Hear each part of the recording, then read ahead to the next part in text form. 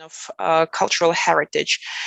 Today we're holding a mixed type of format of event. Last year, as you can remember, it used to take a streaming format and it took 2 days and dealt with education and training. And today we have followed your recommendations and provided for your opportunities to take part in the conference. And now for the introductory word, I would like to invite guests without whom we cannot imagine the volunteership movement in our country. These are people who join this community, who address various issues, including legislative issues, and who are increasingly involved in attracting volunteers to preserving our cultural heritage. And I would like to introduce the Deputy Minister of Culture of the Russian Federation, Olga Yurilova.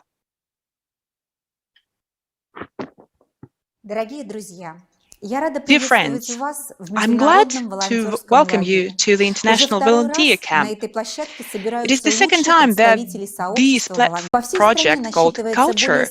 There are more than 126,000 cultural volunteers, without whom we cannot imagine any significant event. Today, this online platform brings together more than 200 of the best representatives of volunteers in the field of culture from all over the country. And we're happy that this year 12 countries have shown interest in this agenda, including Ghana, Algeria, India, Nigeria, and Kazakhstan. Thank you for taking part in the creation of a large group of enthusiasts united by a common idea of preserving cultural heritage. In Camp 2021, a unique program has been developed that allows you to get concrete and tangible results, themed activities, educational events, discussions, and, of course, daily trend sessions on creating a concept for the development of an international community of cultural volunteers. In this case, the experience of each participant is important, and I thank you all for making your significant contribution to the common cause of developing the infrastructure of volunteerism. We wish you fruitful work, interesting communication, and new ideas. Now, it is my pleasure to give the floor to the chairman of the council, to the head of the platform, the Dobro RF, Artem Medvedev. Good time of day, dear friends. And I'm happy to see that this is the second time that we get together within the framework of the International Volunteer Camp. And this is the format that we try to use to share the best practices here in Russia and abroad, inviting our colleagues from other countries as experts for the purpose of sharing experience. And the community of cultural volunteers is quite large, and we're happy to see that it penetrates in all spheres of our lives, including restoration of cultural items, of objects of cultural heritage in terms of sharing experience. This year we are having a hybrid format of this event, online and offline. Late in October in Bashkortostan, where we'll meet offline. While last year, the camp took place as an educational online intensive course, and today we have slightly altered the format. Any participant over 18 years old can take part in the work of this camp, and we have around 2,000 people as attendees and 200 people as active participants. They are both from Russia and other countries. And we have tried to divide all the participants into 9 groups, which are themed groups.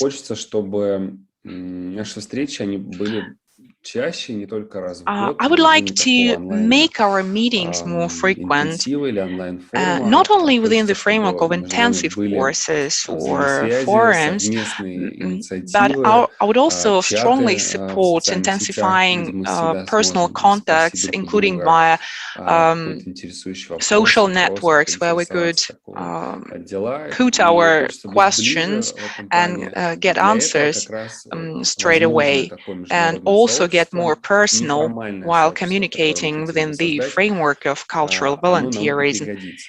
And that would be of great help. And our experts today are many colleagues.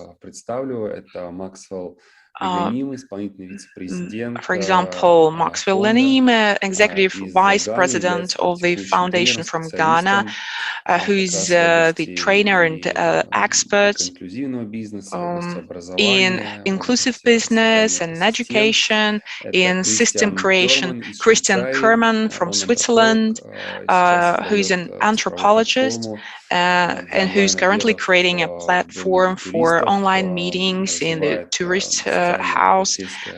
He's promoting agriculture entrepreneurship. Also, Sama Zebda from Tunisia, who's representing the International Council of Youth and who's promoting international cultural projects, including in their own country. Susan William from Great Britain, who has been working with commercial organizations for many years. Serkay Krytova from Kazakhstan, who has joined the Volunteers Corps campus related to the cultural heritage in Kazakhstan. Arshan Kassan from Malawi, who is a philosopher and sociologist and who is involved in youth policy and development of volunteerism in his country. We're putting more focus on specific programs this year, and we're expecting more feedback, just like we received last year. So our online and offline formats are interconnected, which help to immerse the participants in all the activities. And our colleagues will tell you more about it later on. As for the sessions that are planned for today, they will tell you about how to create a youth campus related to preservation of heritage objects. Also, skills on working in social networks. Everything related to training volunteers and all stages of developing the training program. Also pertaining to soft skills, also programs related to preservation of cultural monuments, ethno-volunteerism. We will also talk about personal branding, other important skills required in these areas. And I think that these subjects will be quite useful in day-to-day lives.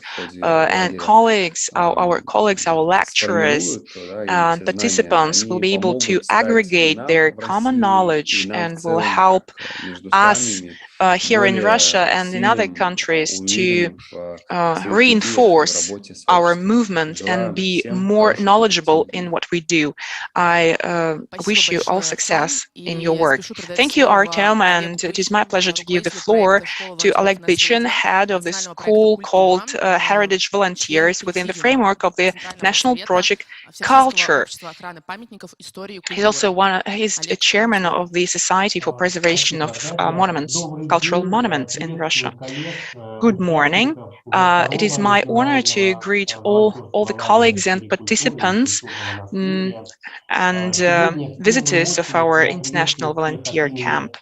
Today, I'm pleased to welcome you on behalf of the chairman of our society of cultural monument preservation, and also on behalf of our All Russia Society of Restoration and Preserving Cultural Monuments.